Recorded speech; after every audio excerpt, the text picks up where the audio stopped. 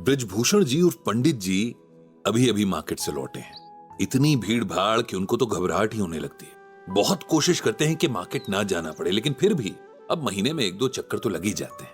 आज भी कुछ बहुत जरूरी काम से जाना पड़ा। गीता पढ़ते पढ़ते पंडित जी भी फिलोसोफर हो गए हैं। सारा दिन हर बात के पीछे की फिलॉसफी ढूंढते रहते हैं, लेकिन डिस्कस बस उनके साथ ही करते हैं जिनका उसमें कुछ इंटरेस्ट होता है।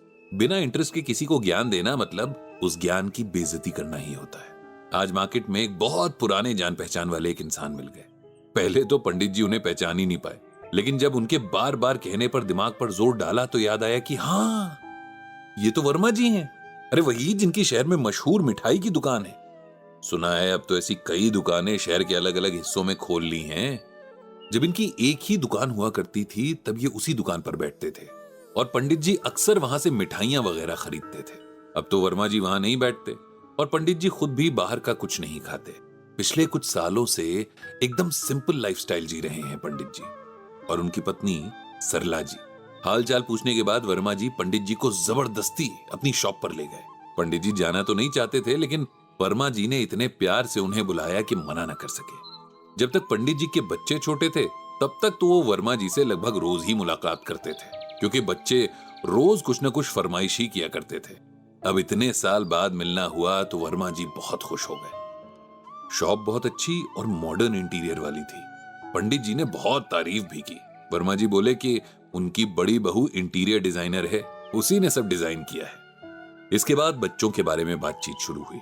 वर्मा जी की 2 बेटियां हैं जो अब शादीशुदा हैं और एक बेटा है जो वर्मा जी के बिजनेस को एक्सपैंड कर रहा है। अब तो उसने ऑनलाइन ऑर्डर्स लेने भी शुरू कर दिए हैं, वर्मा जी ने बताया। पंडित जी ने उनके परिवार की इस ग्रोथ पर खुशी जाहिर की। और वर्मा जी, आपके छोटे भाई साहब कैसे हैं? दरअसल पंडित जी का वर्मा जी के छोटे भाई से ज्यादा अच्छा रिश्ता था, क्योंकि वे दोनों लगभग हमउम्र थे और दुकान पर भी ज्यादा वर्मा जी के भाई ही मिला करते थे। कई साल हुए उनका स्वर्गवास हुए, वर्मा जी ने बेहद दुखी स्वर में कहा। क्या? कैसे? पंडित जी को विश्वास नहीं हुआ।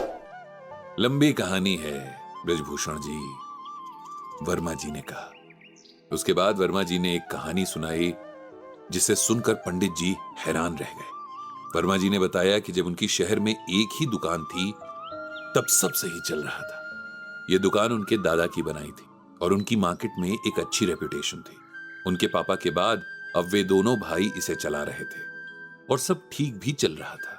वर्मा जी के छोटे भाई ने अपनी मर्जी से कभी शादी ना करने का फैसला किया था। वैसे तो वर्मा जी, उनकी पत्नी और सभी रिश्तेदारों ने उन्हें कन्विंस करने की पूरी कोशिश की, लेकिन वे नहीं माने। इसीलिए सबने एक टाइम के बाद उनके डिसीजन को एक्सेप्ट कर लिया था। अब वर्मा जी के बेटे ने दुकान पर बैठना शुरू कर दिया था। उसने शहर में ही शॉप की ब्रांचेस खोलने की इच्छा जाहिर की, जिस पर हम दोनों भाइयों को एतराज था। वो इसलिए क्योंकि अभी तक हम अपनी निगरानी में सब कुछ तैयार करवाते थे, सामान की क्वालिटी पर पूरी नजर रखते थे और इसी वजह से हमारी ब्रांड वैल्यू भी थी। अगर और ब्रांचेस भी होंगी तो ये क्वालिटी मेंटेन रखना मुश्किल हो जाएगा। लेकिन मेरे बेटे ने हमारी एक बात नहीं सुनी। आखिर उसकी जिद के आगे हमें झुकना पड़ा। उसने एक के बाद एक 4 ब्रांचेस खोल ली और हम सब पर काम का प्रेशर बहुत ज्यादा बढ़ गया। उसे बिजनेस में प्रॉफिट देखना था, लेकिन हमें साथ में अपनी फैमिली की रेपुटेशन भी बचानी थी। मेरे भाई की हेल्थ ठीक नहीं रहती थी। हमने उसका ट्रीटमेंट इस शहर के सबसे महंगे हॉस्पिटल में करवाया, लेकिन कोई फायदा नजर नहीं आ रहा था। जब सब तरह का इलाज करवाने के बाद भी कोई फर्क नहीं पड़ा तो मेरे भाई ने एक इच्छा जाहिर की कि वो अपनी जिंदगी के आखिरी दिन बनारस में बिताना चाहता था। मैंने अपने बेटे से कहा कि हम दोनों भाइयों को बनारस भेज दे, लेकिन मैं खुद भी अच्छी सेहत में नहीं था। इसीलिए बाकी फैमिली ने मेरे जाने पर एतराज जाहिर किया, लेकिन मेरा बेटा खुद भी जाने को तैयार नहीं हुआ। उसे अपने बिजनेस के लॉस का डर था। मेरा भाई बोलता रह गया, लेकिन सब कुछ होने के बाद भी उसकी आखिरी इच्छा पूरी नहीं हुई। फिर उसकी डेथ हो गई।